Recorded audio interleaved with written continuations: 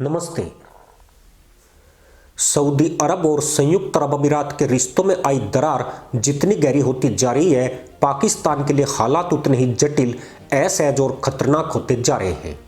यह सिर्फ दो खाड़ी देशों के बीच का कूटनीतिक तनाव नहीं है, बल्कि यह उस देश की परीक्षा है जिसकी अर्थव्यवस्था सांसों पर टिकी है, जिसकी सेना विदेशी फंडिंग और सैन्य सहयोग पर निर्भर है और जिसकी विदेश नीति लंबे समय से दो नाव पर पैर रखकर चलने की रणनीति पर चलती रही है। आज वही रणनीति पाकिस्तान के लिए सबसे बड़ा संकट बन चुकी है। पाकिस्तान की मुश्किल यह है कि सऊदी अरब और यूएई दोनों उसके लिए सिर्फ दोस्त देश नहीं बल्कि जीवन रेखा जैसे हैं। सऊदी अरब वह देश है जिसने दशकों तक पाकिस्तान को तेल उधार दिया, बजट संकट में कैश सपोर्ट दिया, IMF के दबाव से बचाने के लिए बैकडोर डिप्लोमेसी की और पाकिस्तान की सेना को धार्मिक वैधता भी दी। दूसरी तरफ यूएई वह देश है जहां 15 लाख से ज्यादा पाकिस्तानी काम करते हैं, हर साल करीब 6 से 7 अरब डॉलर की रेमिटेंस भेजते हैं और हाल के वर्षों में जिसने पाकिस्तान में सीधे निवेश और लोन रोल ओवर के जरिए डूबती अर्थव्यवस्था को अस्थायी ऑक्सीजन दी है।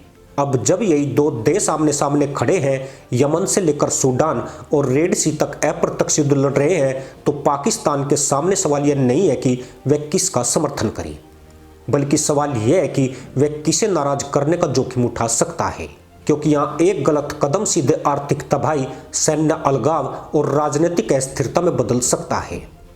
यमन का संघर्ष इस पूरे संकट की धुरी बन चुका है। सऊदी अरब यमन में हूती विद्रोहियों के खिलाफ अपने सैन्य अभियान को अपनी राष्ट्रीय सुरक्षा से जोड़कर देखता है। सऊदी नेतृत्व का मानना है कि हूती सिर्फ स्थानीय विद्रोही नहीं है, बल्कि ईरान समर्थित ताकत है जो रियाद की सुरक्षा, तेल इंफ्रास्ट्रक्चर और रेड सी शिपिंग को निशाना बना रही है।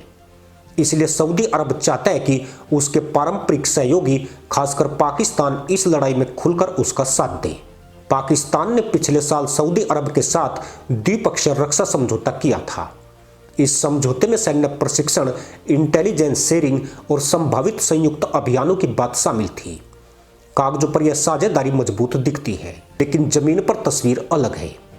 यमन में जब हालिया तनाव बढ़ा, पाकिस्तान ने सिर्फ बयानबाजी तक खुद को सीमित रखा। न तो उसने सैनिक भेजे, न ही यूएई समर्थित ठिकानों के खिलाफ किसी सैन्य कार्रवाई में हिस्सा लिया। यह चुप्पी सऊदी अरब को साफ संदेश देती है कि पाकिस्तान पूरी तरह भरोसेमंद सहयोगी नहीं रहा और सऊदी अरब जैसे देश के लिए जो रिश्तों को भावनाओं और वफादारी की कसौटी पर तोलता है, यह बात बहुत भारी है। दूसरी तरफ यूएई के साथ पाकिस्तान का रिश्ता इस वक्त बेहद नाजुक लेकिन आर्थिक रूप से जरूरी है। हाल ही में जब यूएई के राष्ट्रपति पाकिस्तान के अर्ध आधिकारिक दौरे पर आए, उसी समय सऊदी अरब और यूएई के बीच तनाव चरम पर था। इससे ज्यादा असहज संयोग शायद ही हो सकता था। इस दौरे के दौरान यूएई ने पाकिस्तान के फौजी फाउंडेशन में करीब 1 अरब डॉलर के निवेश की घोषणा की। यह वही फाउंडेशन है जिसे पाकिस्तानी सेना चलाती है और जिसका देश की अर्थव्यवस्था में बड़ा दखल है। इतना ही नहीं, यूएई ने पाकिस्तान के 2 अरब डॉलर के अतिरिक्त लोन को रोल ओवर करने की योजना भी पेश की। पाकिस्तान जैसे देश के लिए जो हर महीने विदेशी मुद्रा भंडार की गिनती करता है, यह किसी जीवन दान से कम नहीं था। लेकिन यही सौदे पाकिस्तान को और ज्यादा फंसा रहे हैं, क्योंकि अब वह यूएई को नाराज करने का जोखिम भी नहीं उठा सकता।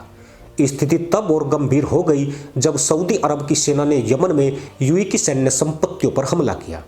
यह सीधा सैन्य टकराव नहीं था, लेकिन संकेत बहुत स्पष्ट था। सऊदी अरब यह दिखाना चाहता था कि वह अब यूएई के कदमों को बर्दाश्त नहीं करेगा। ठीक उसी वक्त यूएई के राष्ट्रपति पाकिस्तान में मौजूद थे। पाकिस्तान के लिए यह क्षण किसी कूटनीतिक बुरे सपने से कम नहीं था।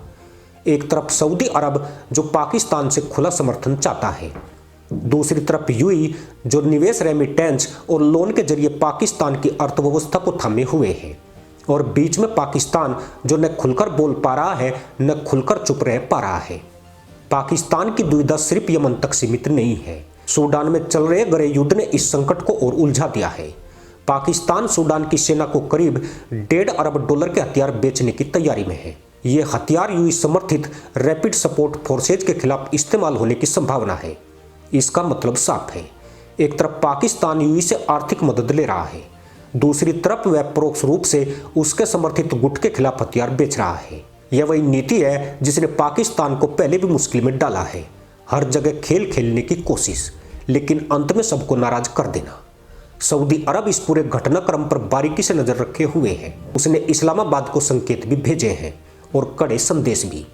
रिपोर्ट्स के मुताबिक सऊदी अरब और पाकिस्तान के बीच करीब $2 अरब के सऊदी लोन को JF-17 फाइटर जेट डील में बदलने पर बातचीत चल रही है। यह सिर्फ एक रक्षा सौदा नहीं है, बल्कि पाकिस्तान के लिए एक राजनीतिक परीक्षा भी है। अगर यह डील होती है तो यह साफ संदेश होगा कि पाकिस्तान सऊदी खेमे में खड़ा है। लेकिन सवाल यह है कि क्या पाकिस्तान इतना बड़ा जोखिम उठा सकता है? यूएई के साथ रिश्ते बिगाड़ने का मतलब सिर्फ निवेश का रुकना नहीं होगा, बल्कि लाखों पाकिस्तानी कामगारों के भविष्य पर भी खतरा मंडराएगा। रेमिटेंस में गिरावट सीधे पाकिस्तान की अर्थव्यवस्था को हिला देगी। IMF के साथ चल रही बातचीत और ज्यादा कठिन हो जाएगी। पाकिस्तान की सेना और शहबाज शरीफ की सरकार इस समय बेहद सावधानी से कदम रख रही है। बयान ऐसे दिए जा रहे हैं जो एकजुटता और शांति की बात करते हैं, लेकिन किसी का नाम लेकर समर्थन नहीं करते। यह रणनीति फिलहाल समय खरीदने का तरीका है, समाधान नहीं। पाकिस्तान की एक और महत्वाकांक्षा इस पूरे संकट को और जटिल बनाती है, तुर्की के साथ सैन्य गठबंधन। पाकिस्तान चाहता है कि तुर्की, पाकिस्तान और सऊदी अरब के बीच एक त्रिकोणीय रक्षा समझौता हो, लेकिन सऊदी अरब और तुर्की के रिश्ते खुद तनावपूर्ण रहे हैं। ऐसे में पाकिस्तान का यह सपना फिलहाल एक खतरनाक प्रयोग जैसा दिखता है। सऊदी अरब के नजरिए से देखें तो पाकिस्तान का रवैया भरोसे की कमी दर्शाता है। सऊदी नेतृत्व को लगता है कि पाकिस्तान सुरक्षा की गारंटी चाहता है, लेकिन संकट के समय खुलकर साथ नहीं देता। वहीं यूएई के नजरिए से पाकिस्तान एक ऐसा साझेदार है जो आर्थिक मदद तो लेता है, लेकिन रणनीतिक मामलों में दोहरा खेल खेलता है। इस पूरे घटनाक्रम का सबसे बड़ा नुकसान पाकिस्तान की विश्वसनीयता को हो रहा है। अंतर्राष्ट्रीय मंच पर पाकिस्तान पहले ही आर्थिक संकट, राजनीतिक अस्थिरता और सुरक्षा चिंताओं के कारण कमजोर स्थिति में है। अब खाड़ी देशों के इस टकराव में फंसकर उसकी स्थिति और भी नाजुक हो गई है। भारत के लिए यह स्थिति रणनीतिक रूप से महत्वपूर्ण है। भारत लंबे समय से खाड़ी देशों के साथ संतुलित और स्थिर रिश्ते बनाए हुए है। सऊदी अरब और यूएई दोनों के साथ भारत के संबंध आर्थिक, ऊर्जा और रणनीतिक स्तर पर मजबूत है। पाकिस्तान की इस असहज स्थिति से भारत को कूटनीतिक बढ़त मिलती दिख रही है, क्योंकि खाड़ी देश अब पाकिस्तान को एक अनिश्चित साझेदार के रूप में देखने लगे हैं। आने वाले हफ्तों में यह दबाव और बढ़ने वाला है। यमन में सैन्य गतिविधियां तेज होती दिख रही है। रेड सी में शिपिंग पर खतरे बढ़ रहे हैं। सूडान का संघर्ष और फैल सकता है। हर मोर्चे पर पाकिस्तान को फैसला लेना पड़ेगा और इस बार फैसला टालना शायद मुमकिन नहीं होगा। पाकिस्तान के लिए यह स्थिति ठीक वैसी है जैसी कहावत में कही जाती है, दूध और मछली को एक साथ खाने की कोशिश। एक तरफ धार्मिक, सैन्य और ऐतिहासिक रिश्ता है, दूसरी तरफ आर्थिक मजबूरी और तात्कालिक फायदे। सवाल यह नहीं है कि पाकिस्तान किसे चुनेगा, सवाल यह है कि जब वह चुनेगा तो उसकी कीमत कितनी भारी होगी। यह संकट पाकिस्तान की विदेश नीति की असली परीक्षा है। क्या वह अब भी पुरानी चालाकी और संतुलन की राजनीति से निकल पाएगा, या फिर एक बार फिर हालात के दबाव में गलत फैसले करेगा? आने वाला वक्त तय करेगा कि सऊदी यूएई की इस जंग में पाकिस्तान सिर्फ फंसा रहेगा या खुद को बचाने का कोई रास्ता निकाल पाएगा। लेकिन एक बात तय है, यह संकट जितना लंबा चलेगा, पाकिस्तान की सांसें उतनी ही तेज चलेगी।